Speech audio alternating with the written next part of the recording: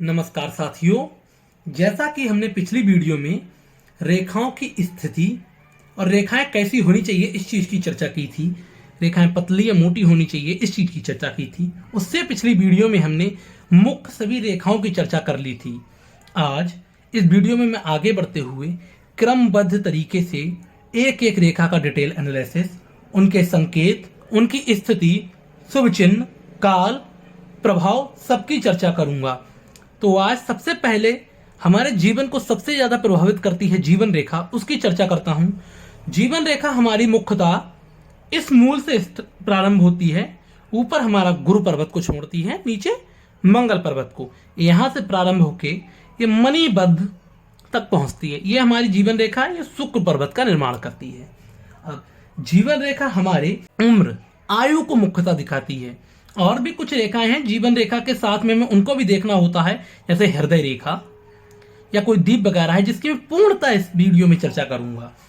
तो प्रारंभ करते हैं। अगर जीवन रेखा हमारे यहां से प्रारंभ हो, सबसे पहले तो हमें जीवन रेखा की स्थिति देखनी है कि वो यहां से उसका प्रारंभ माना जाता है और नीचे आते हुए इसका अंत माना जाता है। यह जीवन रेखा की एक स्थिति है। यहां से प्रारंभ होकर बिल्कुल नीचे तक आए और हमारे मणिबद्ध से मिल जाए, जैसे कि जो मैंने स्थिति बना रखी है यहाँ पे।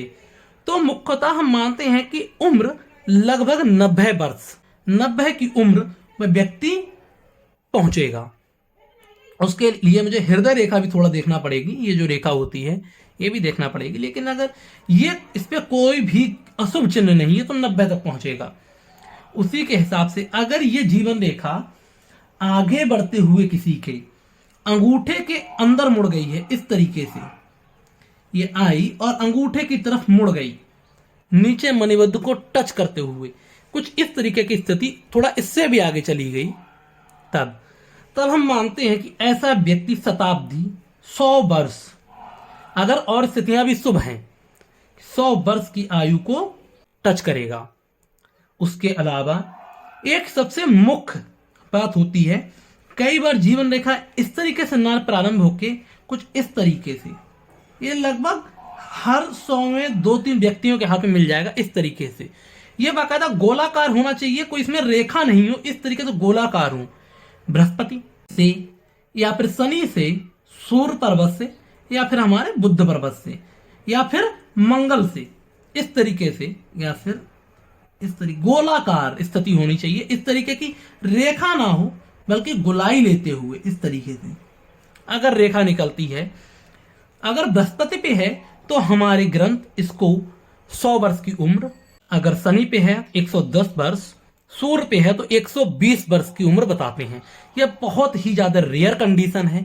इस तरीके से रेखा निकले और हमारी हृदय रेखा शुभ हो और इस पे कुछ सब संकेत हो और यह रेखा पूर्ण हो, नीचे तक घूमी हुई, तो वह व्यक्ति 110 साल की उम्र को जीता है। यह हमारे ग्रंथों में बताया गया है। लेकिन इस पे कुछ शुभ चिन्ह ना जाए।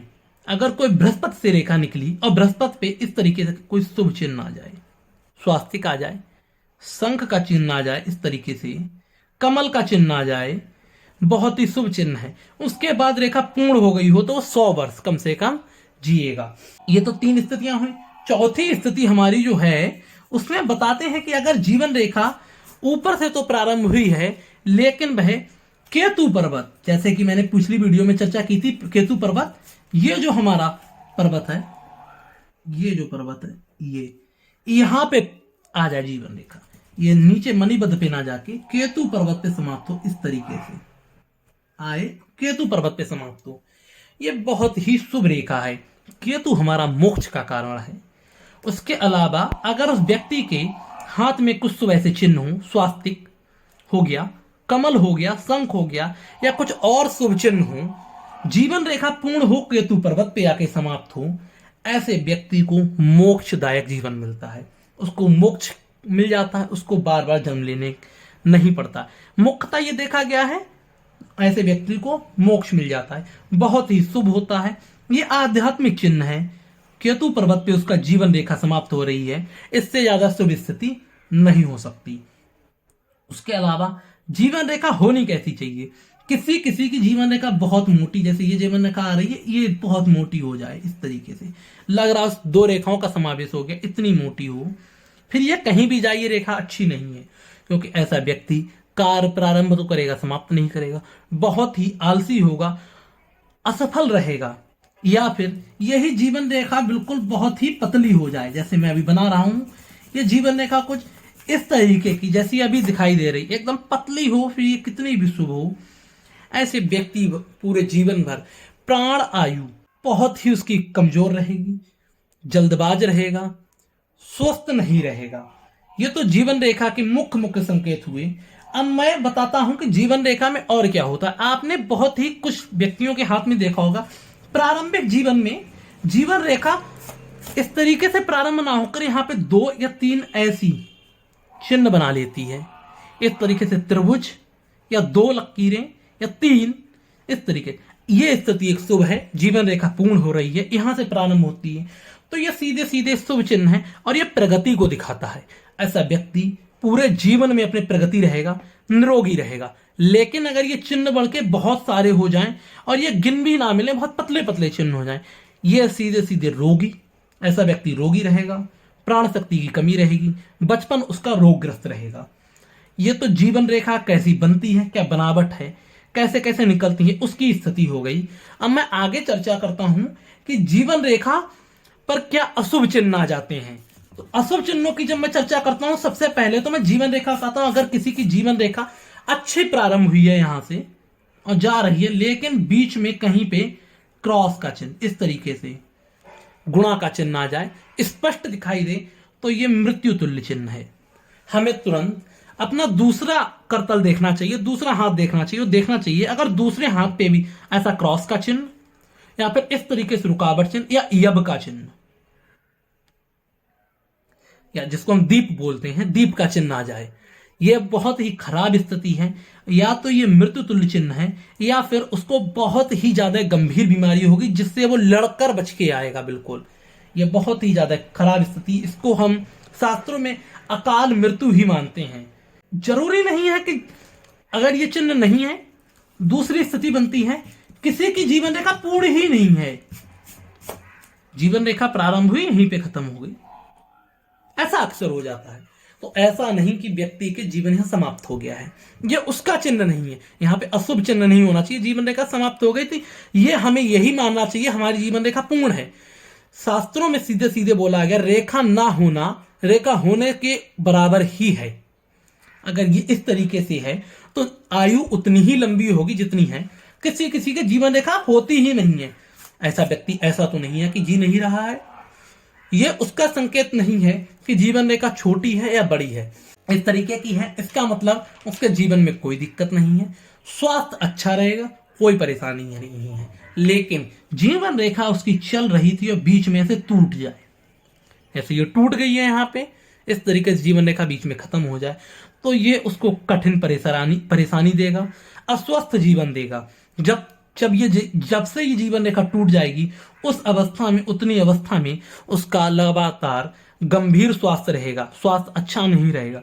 लेकिन अगर इस टूटी हुई रेखा को एक दूसरी रेखा बराबर से आके घेर ले, इस तरीके से जैसे मैंने बनाई, या तो इस तरीके की स्थिति बने, दूसरी जगह से रेखा प्रारंभ हो जाए, या फिर एक ऐसी रेखा आए और ऐसे घेर ले, इस तरीके से बन जाए, तो समझ लो जो उसके जीवन में प्रभाव पड़ने वाले थे वो केवल 10% रह जाएंगे। सारा कष्ट निवारण है, कोई भी परेशानी नहीं होगी। जहां उसके बड़ी दुर्घटना होने वाली थी पर छोटी दुर्घटना या बिल्कुल बिना दुर्घटना केवल कुछ परेशानी स्वास्थ्य से चली जाएगी। अगर इसकी जगह एक वर्ग बन जाए, इस तरीके से वर्ग बन जाए, तब तो समझ लो कोई भी परेशानी ही नहीं रही।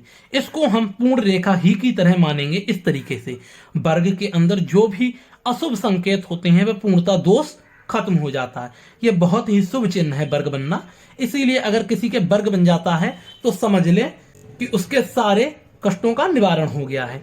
तीसरी एक स्थिति बन जाती है, पूरी की पूरी जीवन रेखा ही हमारी इस तरीके से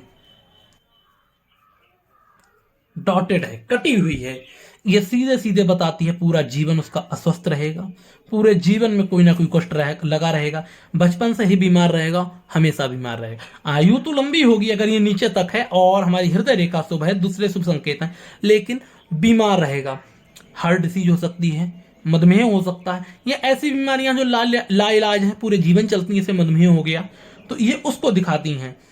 लेकिन इसी के साथ में एक जीवन रेखा हमारे मूल से ही एक रेखा और आए और वो इसे घेर ले, ये बहुत ही ज्यादा रेयर है, बहुत कम हाथों में है। मूल से निकले, बीच की बात नहीं कर रहा हूं, बीच से अगर निकले तो उन्हें मंगल रेखा है, मूल से निकले पूरा घेर ले, ऐसा व्यक्ति दुगनी जीवन शक्ति वाला हो जाता है, जीवन भर बहुत ही ज्यादा स्वस्थ रहेगा, कोई भी उससे समस्या नहीं रहेगी। यह बहुत ही शुभ है। यह सामान्य हाथ में भी हो सकता है, किसी के सीधे सीधे दो रेखाएं आ जाए, या अगर एक टूटी हुई रेखा तब ऐसे घेर ले, बहुत ही ज्यादा शुभ है।